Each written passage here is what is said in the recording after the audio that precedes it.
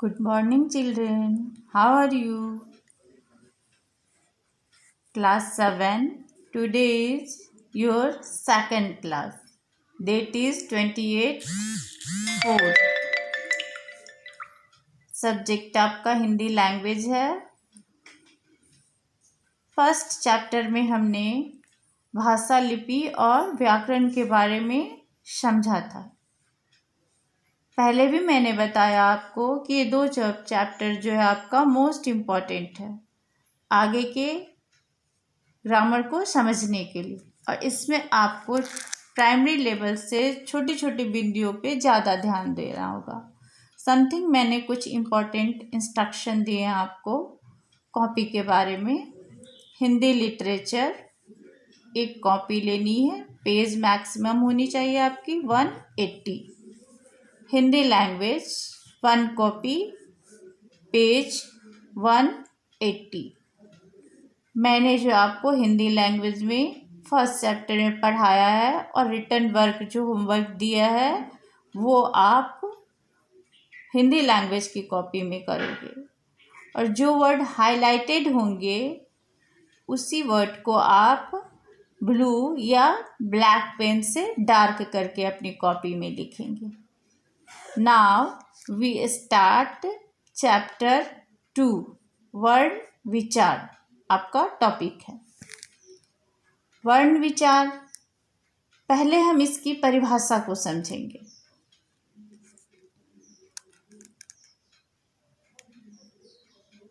जिस प्रकार अपने मन के विचारों को अभिव्यक्त करने के लिए हमने भाषा, लिपि और व्याकरण के ज्ञान को प्रथम क्लास में जाना, इसी भाषा को बोलने के लिए हम शब्दों का सहारा लेते हैं। इन शब्दों का निर्माण कई ध्वनियों से मिलकर होता है। ध्वनि भाषा की सबसे छोटी इकाई होती है। यही ध्वनि व्याकरण की भाषा में वर्ण कहलाती है। आपको खुद पता होगा, मैं भी बोल रही हूँ तो आपको ध्वनि उत्पन्न हो रही है, ये पता चल रहा होगा, है ना। व्याकरण की भाषा में वर्ण कहलाती है। भाषा के मौखिक और लिखित रूप का आधार वर्णों का मेल ही है। अर्थात मैं जो कुछ भी आपको बोल रही हूँ वो शब्दों को जोड़कर बोल रही हूँ, और अगर आप इसका खंडन करेंगे तो सारे शब्द जो है सो वर्ण के अनुसार खंडित हो जाएंगे और वो वर्णों का मेल हो जाएगा। तो हम शब्द विचार के बारे में आगे पढ़ेंगे। पहले आप वर्ण को समझ लीजिए। मूलतः वर्ण वह ध्वनि है जिसका खंड नहीं किया जा सकता है, अर्थात इसको टुकड़ा नहीं किया जा सकता है। जैसे अ आ, ई, क ख ग, ये सब जो है आपका वर्ण है और ध्वनि के रूप में यह उत्पन्न होता है और इसका हम खंडन नहीं कर सकते हैं। यहाँ पे मैंने एग्जाम्पल आपको बताया है अ का। यदि हम इसके टुकड़े यानी अ का पाई हटा देंगे तो ना तो इसका लिखित रूप होगा और ना ही मौखिक होगा। यहाँ मैंने आपको हाइलाइटेड कर दिया है, इसी अनुसार आप कॉपी में लिखेंगे। अब हम जानते हैं वर्णों के भेद। वर्ण के 2 भेद होते हैं, स्वर, व्यंजन। आइए पहले स्वर्ण वर्ण के बारे में जानें कि स्वर वर्ण है क्या। इसकी परिभाषा मैं आपको समझाने जा रही हूँ। जिन ध्वनियों अर्थात वर्णों के उच्चारण में कोई रुकावट नहीं आती वे स्वर कहलाते हैं। स्वर वर्ण संख्या में 11 होते हैं जिन्हें हम वर्णमाला कहते हैं। रुकावट नहीं आने का मतलब है कि आप खुद उच्चारित करके देखेंगे। आप पहले से जानते हो व्यंजन स्वर और स्वर वर्ण, तो आपको स्वर वर्ण में जो है रुकावट नहीं आती है।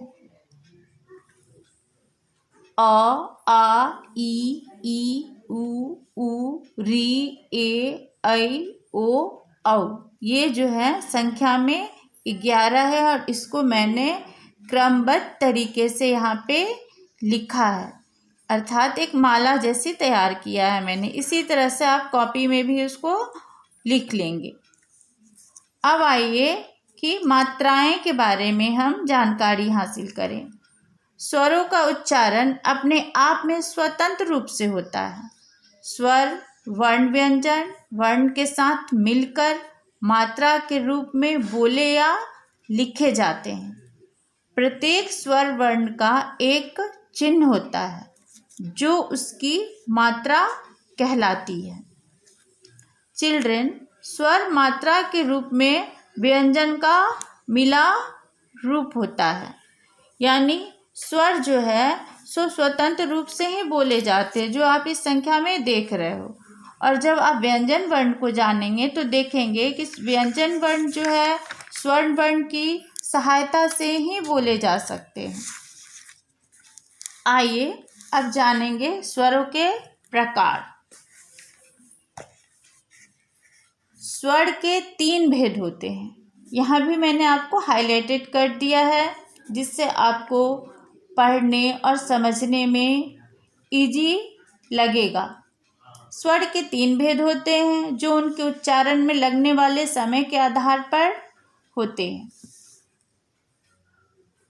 मतलब हर्ष स्वर, दीर्घ स्वर और प्लुत स्वर। जनरली हम जानते हैं हर्ष स्वर और दीर्घ स्वर का ही। हर्ष स्वर की परिभाषा है, हर्ष स्वर का अर्थ है छोटा। जिन स्वरों के उच्चारण में कम समय लगता है उन्हें हर्ष स्वर कहते हैं।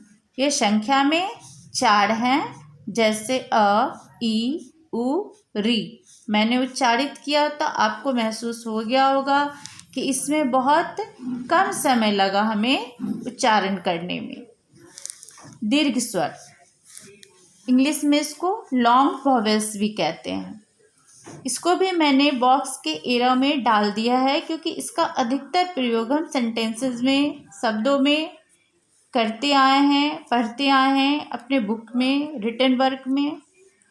परिभाषा, दीर्घ का अर्थ है बड़ा। जिन स्वरों के उच्चारण में अधिक समय लगता है उन्हें दीर्घ स्वर कहते हैं। ये संख्या में 7 हैं। आ, ई, उ, ए, ऐ, ओ, औ। आप खुद भी उच्चारित करके देखेंगे बच्चों, जिस तरह से मैंने उच्चारण किया तो इसमें थोड़ा सा हर्ष स्वर की अपेक्षा समय लगा।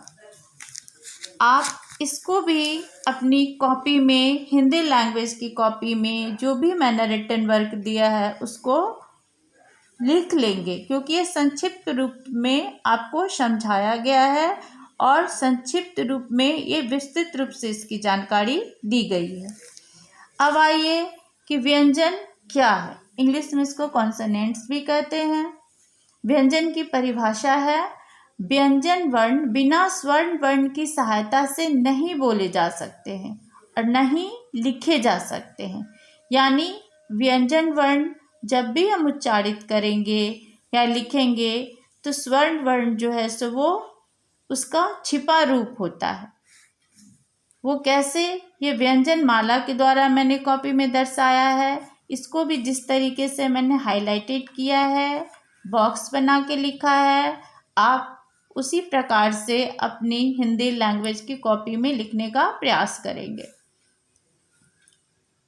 क, ख, ग, घ, अंग। आपने देखा कि क के साथ क आया, लेकिन यहाँ क लिखा नहीं गया, क छिपा हुआ है। उसी तरह से आपका च, छ, ज, झ, य, ट, ठ, ड, ढ, न, त, थ, द, ध, न, प, फ, ब, भ, म। क वर्ण को हम कवर्ग, चवर्ग, टवर्ग, टवर्ग और पवर्ग के रूप में जानते हैं। आगे क्लास 7th में ही आप समास पढ़ोगे तो ये कवर्ग, चवर्ग, टवर्ग, टवर्ग और पवर्ग की जानकारी आपको होना आवश्यक है। अब कुछ आते हैं अलग प्रकार का व्यंजन है अंतःस्थ व्यंजन। य, र, ल, व इसकी संख्या है। उसमें व्यंजन तालव्य श, मूर्धन्य श, दंत स और ह। संयुक्त व्यंजन छ, त्र, ज्ञ, स्र। ये मैंने आपको अंतःस्थ व्यंजन, उष्म व्यंजन और संयुक्त व्यंजन की संख्या बताई है। आगे की क्लास में मैं बताऊंगी कि अंतःस्थ व्यंजन, उष्म व्यंजन, संयुक्त व्यंजन क्या है और इसका उच्चारण स्थान कैसे होता है। ऊपर लिखे गए व्यंजनों का रूप स्वर सहित है।